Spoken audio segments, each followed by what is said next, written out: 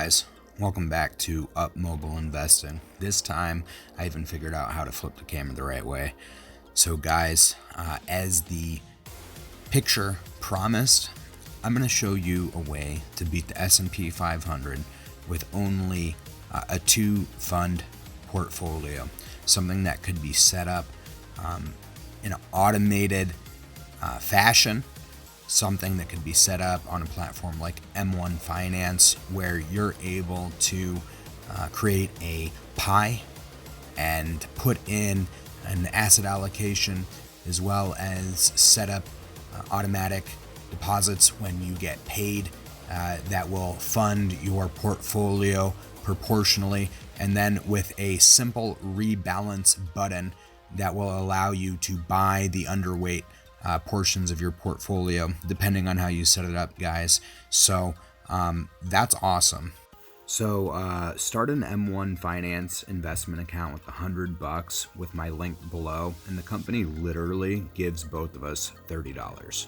And if you don't quite know what all of this jargon or lingo means, when someone says beat VOO or beat the S&P 500, the S&P 500 is simply a collection of stocks maintained by Standard & Poor's, which represents the 500 largest publicly traded companies in the United States, guys. And anymore, it is essentially used as a shorthand explanation or facsimile for the state of the United States economy. And so within the S&P 500, you're going to have companies like Google, Facebook, Amazon, Netflix, being very heavily weighted towards the top, but also with, companies such as I would say Walmart or McDonald's, Coke, Pepsi, Boeing, Caterpillar, etc., etc. And so that's sort of what the S&P 500 is. It spans all industries, all sectors of industries, and then again, they are going to be all large cap businesses, billion dollar, multi-billion dollar businesses that are comprised with S&P 500. And the thing that's been so remarkable is not only over the last 10 years, but even, over the last, say, 100 years, there has not been a period in time when investing in the broader American economy, investing in a cross-section of good American businesses, has failed to yield you a return at any point in time greater than 20 years. And that would be from the period of the Great Depression, 1929 to 1949. You were back to even. And in fact, at that point, if you had stayed invested, which probably most didn't, but some did, you would have acquired a huge amount of low-cost shares. And as you moved from 49 to 59, for instance, you would have just seen your net worth blow up. In fact, that's how we landed with people like Warren Buffett. And Warren Buffett bought his first stock at the age of 11, and he was sort of investing in those times after the collapse of the Great Depression. And in those times, my understanding is many felt that stocks or investing were purely speculative. But what came about in the 50s and the 60s in a large bull market that happened throughout that time period proved a lot of people wrong, made a lot of people rich. It then forecasted a time period that we had in the 70s and 80s, which is referred to as stagflation, with a downtrend in the economy and a uptick in inflation.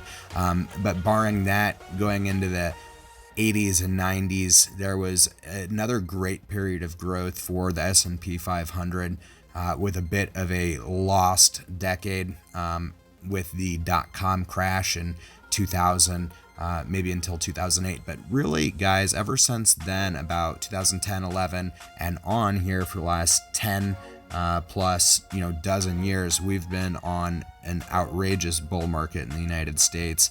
And the significance of the S&P 500, or saying that you've outperformed the market, is that in simply investing in the U.S. economy by buying the S&P 500, which is available through Vanguard as an ETF called VOO, you've been able to get, depending on the times at which you've invested, anywhere between 9, 10, 12 plus percent reliable returns. And that might not sound like a lot, but we're going to talk about compound interest here in a second, guys. And Warren Buffett obviously is the head of the 6th largest corporation in the United States, maybe the world, I don't know, Berkshire Hathaway.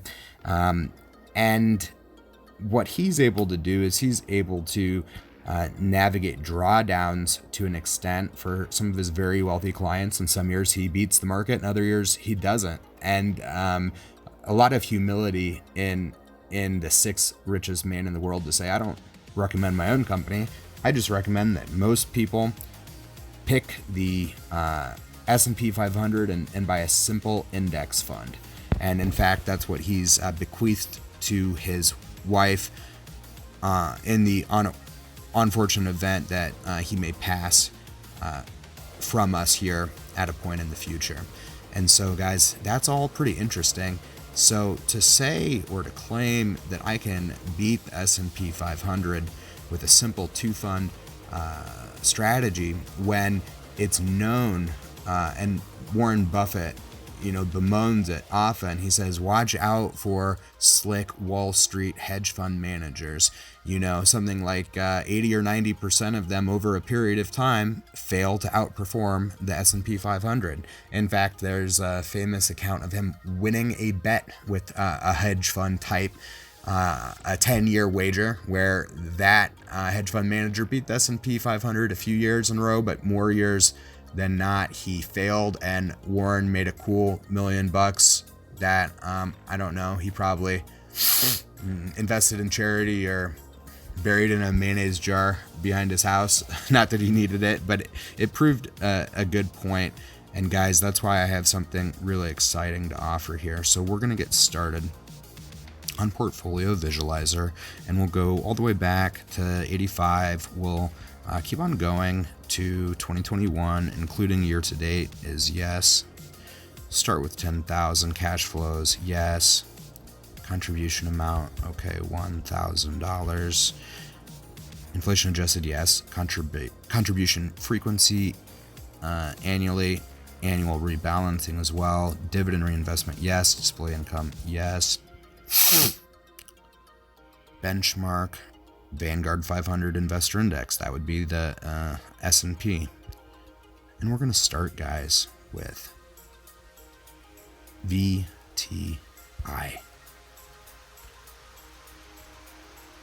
VTI, guys, is the Vanguard total stock market index, and it's an interesting one.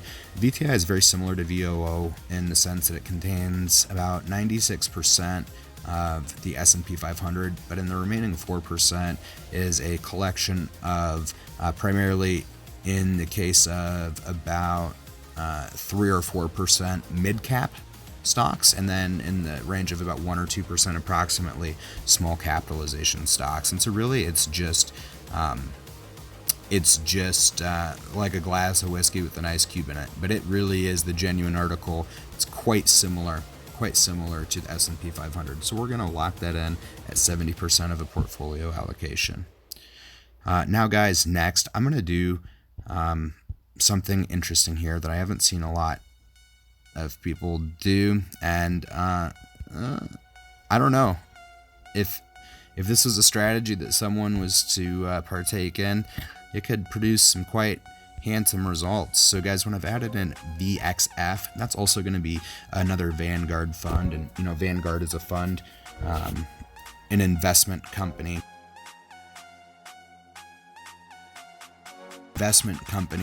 an investment company that Warren Buffett is quite a big fan of. started by a guy named Jack Bogle, who's unfortunately passed, but was the founding father of the index fund, which is simply a way to follow a collection of stocks, and the grandfather of what is now the ETF, which is what we're looking at here with VTI and VXF ETFs, as opposed to being index funds. They're ETFs or exchange traded funds, just simply a little bit more of an automated system, I suppose, but really not so much. The main difference is that they are tradable like stocks during the open hours of the U.S. marketplaces. And so, guys, in these ETFs, we have VTI at 70% and we have VXF at 30%. And what is VXF? Well, VXF is about 3,500 or so businesses that comprise essentially the entire U.S. economy of publicly traded companies, with the exception of the S&P 500. Okay, guys, and so 70% of our allocation is in VTI, and within that, you have about 95% of VOO. And now we're mixing that up with a bit of a mid-cap weight and then a smaller portion of small-cap weight. But in VFX, you're going to have 30% of our portfolio allocation here. That's going to be essentially everything besides VOO. And, this is kind of like making a mixed drink or a special concoction. And something magic happens here that I've discovered that I was so excited to share with you, is that in VXF, you have both mid-cap as well as small-cap companies. The fund is, to my understanding, primarily mid-cap as it is market cap weighted. So the average size of the companies within VXF is around $7 or $8 billion. But then they go all the way down into small cap and may or may not even contain some micro cap at a very small percentage, but then also small cap in there as well. But VXF is going to be primarily larger mid-cap, potentially growth type funds, but you also have some mid-cap value in VXF as well as small cap growth and small cap value, and if I'm not mistaken, a smattering of some micro cap businesses as well. And so when we combine these two for 100% in our portfolio, just seeing what we got, and we do have everything locked in here correctly. We're going to go ahead and analyze the portfolio, and we do see that Vanguard Extended Market ETF, that's what all of the businesses minus the S&P are referred to, Extended Market or VXF. That fund goes back to 2003, and I think that gives us a nice sampling of some of the inflation of 2005, 2006, as well as the downturn of 2008. As well as the March 2020 downturn as well. But we are getting that data, so quite a good amount of data, about 20 years of data. And there's our allocation, and this is where it gets just shocking, really. Pretty neat, guys, what you can do for yourself here. And so on portfolio one, we started with an initial balance of $10,000, adding $1,000 a year annually with rebalancing, ending at $154,200 for, if you can see that number there, that's going to be the average annual return, so just under 12% at 11.96. You're right, this is a great long-term set and forget portfolio, but if you sign up for an M1 account with the link below, we both literally get $30. Come on now. Whereas with VOO, a respectable return, of course, about 140 Gs, but lower. In fact, 1.1 percentage points lower at 10.95 since 2003.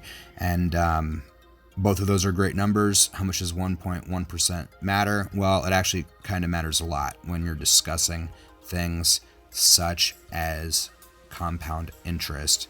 Now, compound interest, as stated by Albert Einstein, is the eighth wonder of the world. He who understands it earns it. He who doesn't pays it. And guys, compound interest is when you start with $1, okay, and you gain 10%. That's $1 and 10%.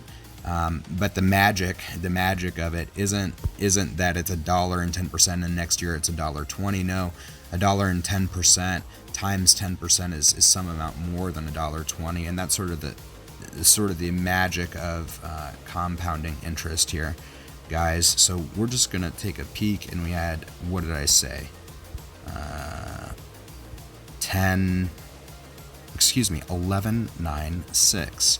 So let's see what the power of compounding does with an 11.96% return, or essentially a 12% return. You know, that number that Dave Ramsey brags on and tells everyone, oh yeah, it's possible to do it. So we'll put in the same inputs. $1,000 annually added to a $10,000 investment. And in fact, I'm sorry guys, let's do this. Just to make it more demonstrative, we'll do $100 with 0 cash flows. Okay. And we're going to go just simply 10%. We're going to go to 7. So this is the power of compounding interest, guys. Put $100 in an account. Don't add anything else, even though you should. Expect 10% returns there, and watch it grow. See what happens when you take $100, make 10% a year, and let that go for 7 years. Look what happens to your money. Okay. So right here, you have a near doubling of your money in only 7 years. Kind of a big deal.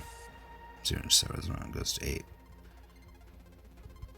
I guess more of an art than a science or a math. So 7.5 years, depending on how you cut it. But guys, let's go back in here and let's mix it up. Let's go to the 10,000 that I demonstrated to you guys. Go to the annual contribution of 1,000. And let's go ahead and put in that number. Let's put in that number at that 11.96% rate, I believe.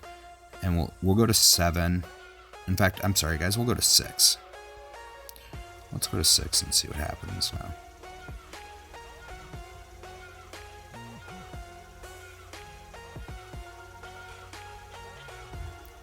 Okay, it's $10,000 annual contributions, $1,000. Yeah, yes.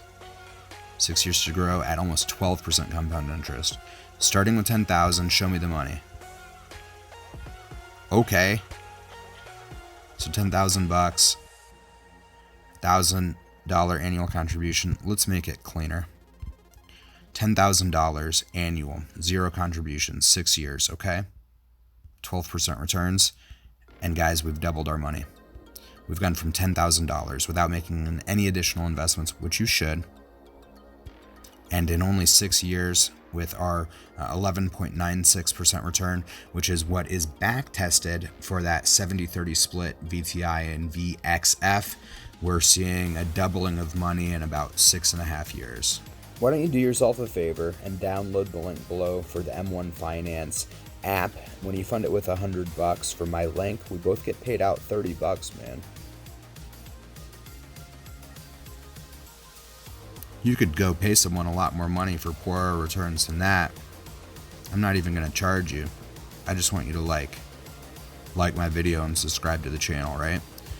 And maybe share the knowledge, share this power with someone you love, someone you care about. Or maybe consider it for yourself. But guys, this isn't investment advice, and the thing that you do need to understand, although this is some pretty compelling, interesting, powerful information here, past performance does not dictate future returns, okay? And so, we can see what this portfolio is doing, and we'll call this, that's my name, Sean Curtin, we'll call it the Sean Curtin portfolio, okay? And so the Sean Curtin portfolio shows you what's happened in the past, but it doesn't predict what's going to happen in the future, right? And so one thing about this 100% equity portfolio is you got to be smart. When the market has a correction, you're gonna be down. You're gonna be down even more than the market by about 0.5% here. But I need you to understand what happens often when that happens. Sometimes it can be worse. Not often is it worse, but every 7, 14, 18 years, there'll be a correction of 30%. It can take 1, 3, God forbid, 10 years to correct. Or in an old person's lifetime, there's been a 20-year correction. But it's all about your time horizon, and it's also understanding that we don't invest money we can't afford to lose, right? And so if you just put faith in a higher power and have nerves of steel, you can see that everything's going along swimmingly for the Sean Curtin portfolio. 2008 housing bank financial collapse. Now we're down 38%. At this point, everyone is begging you to sell all of your shares, but you listened and you heeded the warning, and looked what happened to you and how you're rewarded next year for your patience. Okay, now you're back up to 32. So you were down 38. Now you're at 32. Now you're at 20. So first quarter into the year, you've made your money back 18 months later, guys. And that's how it's done.